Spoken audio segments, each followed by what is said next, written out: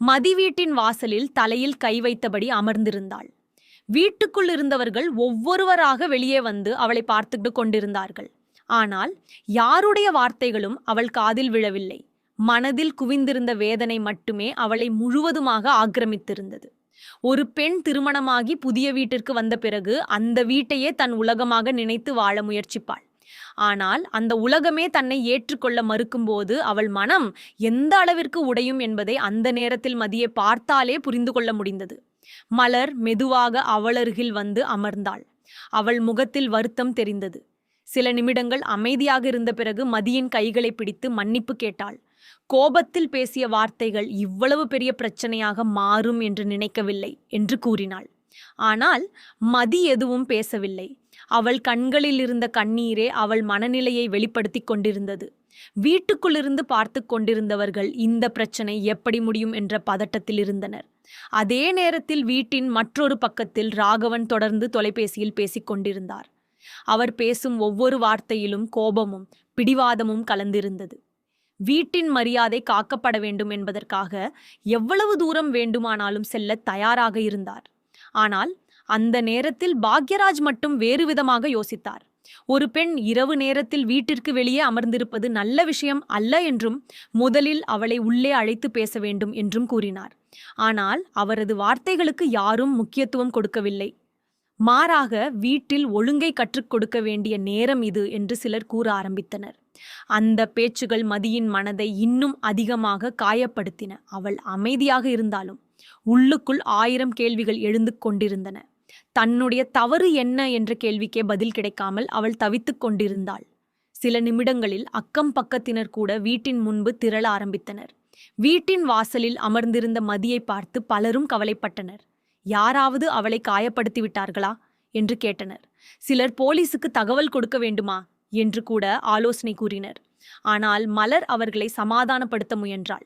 இது குடும்பத்திற்குள் நடக்கும் விஷயம் என்றும் வெளியிலிருந்து யாரும் தலையிட வேண்டாம் என்றும் கூறினாள். இருந்தாலும் அக்கம் பக்கத்தினரின் முகங்களில் கவலை மறையவில்லை. ஏனெனில் மதி ஒரு நல்ல மனம் கொண்ட பெண் என்பதை அவர்கள் நன்றாக அறிந்திருந்தனர். அவள் எந்த காரணமும் இல்லாமல் இவ்வாறு வெளியே அமர்ந்திருப்பவள் அல்ல என்பதையும் அவர்கள் தெரிந்து வைத்திருந்தனர்.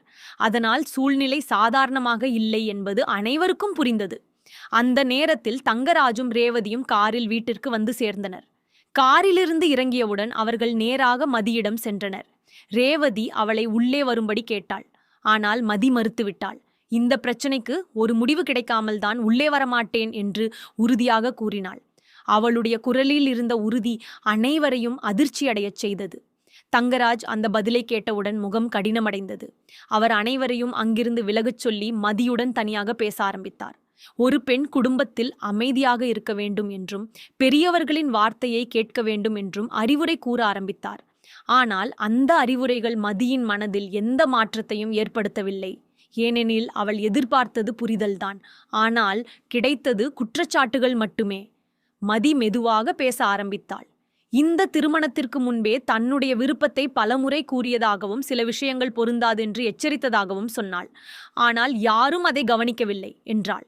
திருமணத்திற்கு பிறகும் தன்னை புரிந்து கொள்ள யாரும் முயற்சி செய்யவில்லை என்றும் கூறினாள். சிறிய விஷயங்கள் கூட பெரிய பிரச்சனையாக மாற்றப்பட்டதாக அவள் வேதனையுடன் பகிர்ந்தாள். வீட்டில் யாராவது தவறு செய்தால் அதை மன்னிக்கிறார்கள். ஆனால் தன்னுடைய ஒவ்வொரு வார்த்தையும் குற்றமாக மாற்றப்படுகிறது என்று கூறியபோது அங்கே இருந்த சிலருக்கே பதில் சொல்ல முடியவில்லை. அவளுடைய குரல் நடுங்கியது. ஆனாலும் அவள் சொன்ன ஒவ்வொரு வார்த்தையும் உண்மையின் நிறையை சுமந்தது. தங்கராஜின் பொறுமை மெதுவாக குறைய ஆரம்பித்தது. அவர் குரலை உயர்த்தி பேசத் தொடங்கினார். குடும்பத்தின் மரியாதை முதலில் முக்கியம் என்றும் பெரியவர்கள் சொல்வதை ஏற்றுக்கொள்ள வேண்டும் என்றும் கூறினார். ஆனால் மதி அதற்கு எதிராக பேசினாள். மரியாதை என்பது ஒருவருக்கொருவர் கொடுக்கப்பட வேண்டிய ஒன்று என்றும் பயமுறுத்தி பெறப்பட வேண்டியது அல்ல என்றும் கூறினாள். அந்த வார்த்தை தங்கராஜை இன்னும் கோபப்படுத்தியது. வீட்டுக்குள் இருந்தவர்கள் அனைவரும் வெளியே வந்து நின்றனர். சூழ்நிலை மிகவும் பதற்றமாக மாறியது. ரேவதி மட்டும் இந்த பிரச்சனை மேலும் பெரிதாக வேண்டாம் என்று முயற்சி செய்தாள். ஆனால் யாரும் அவளது பேச்சை கேட்கும் நிலையில் இல்லை. தங்கராஜின் கோபம் அந்த நொடியில் உச்சத்தை எட்டியது. வீட்டின் முன்பாக நின்றிருந்த அனைவரின் பார்வையும் அவர் மீது திரும்பியது. அவர் பேசும் ஒவ்வொரு வார்த்தையும் கத்தியின் முனை போல கூர்மையாக இருந்தது. மதி மட்டும் அந்த கோபத்திற்கும் சத்தத்திற்கும் மத்தியில் அமைதியாக நின்றாள். அந்த அமைதிதான் தங்கராஜை இன்னும் அதிகமாக எரிச்சல் அடையச் செய்தது. அவள் ஏன் எதிர்த்து பேசவில்லை என்ற கேள்வி அவருக்குள் எழுந்தது. ஆனால் உண்மையில் மதிக்கு பேசுவதற்கான சக்தியே இல்லாமல் போயிருந்தது. பல நாட்களாக மனதில் சேர்ந்து கிடந்த வேதனைகள் அனைத்தும் அவளை உள்ளுக்குள் சோர்வடைய வைத்திருந்தன.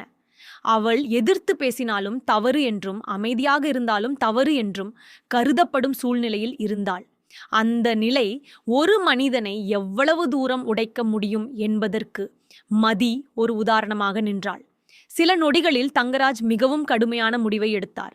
இந்த வீட்டில் இருக்க வேண்டுமெனில் பெரியவர்களிடம் மன்னிப்பு கேட்க வேண்டும், இல்லையெனில் இப்போதே இந்த வீட்டை விட்டு வெளியேற வேண்டும் என்று அவர் கூறினார். அந்த வார்த்தை அங்கே இருந்த அனைவரையும் அதிர்ச்சியடையச் செய்தது. ரேவதி பதற்றமாக அவரை நிறுத்த முயன்றாள். மலரும் கண்ணீருடன் பார்த்து கொண்டிருந்தாள். ஆனால் தங்கராஜின் முடிவில் எந்த மாற்றமும் இல்லை. மதி அந்த வார்த்தையை கேட்டதும் சில வினாடிகள் அமைதியாக நின்றாள். அவளது கண்களில் கண்ணீர் வழிந்தது. இருந்தாலும் அவள் தலை குனியவில்லை. தனது வாழ்க்கையை பற்றி முடிவு எடுப்பது தான் என்றும், யாருடைய மிரட்டலுக்கும் அடிபணிய மாட்டேன் என்றும் உறுதியாக கூறினாள். அந்த பதில் சூழ்நிலையை இன்னும் தீவிரமாக மாற்றியது. அதன் பிறகு நடந்தது யாரும் எதிர்பார்க்காத ஒன்று. தங்கராஜ் வீட்டுக்குள் சென்று மதியின் பையை எடுத்துக்கொண்டு வந்தார். அந்த பையை அவளது காலடியில் தூக்கி வீசினார். வீட்டில் இருந்த அனைவரும் அதிர்ச்சியில் உறைந்தனர். ஒரு பெண் திருமணம் செய்து கொண்டு வந்த வீட்டிலிருந்து இவ்வாறு வெளியேற்றப்படுவது எவ்வளவு பெரிய அவமானம் என்பதை அனைவரும் புரிந்து கொண்டனர். மதி அந்த பையை சில நொடிகள் பார்த்து கொண்டிருந்தாள். அவளுக்கு பேச வார்த்தைகள் கிடைக்கவில்லை. அவளுடைய மனம் உடைந்து சிதறியிருந்தது. இருந்தாலும் அவள் அழவில்லை. ஏனெனில் அந்த நேரத்தில் கண்ணீரை காட்டிலும் வலிமையாக இருக்க வேண்டிய அவசியம் அவளுக்கு இருந்தது. மெதுவாக குனிந்து தனது பையை எடுத்துக்கொண்டாள்.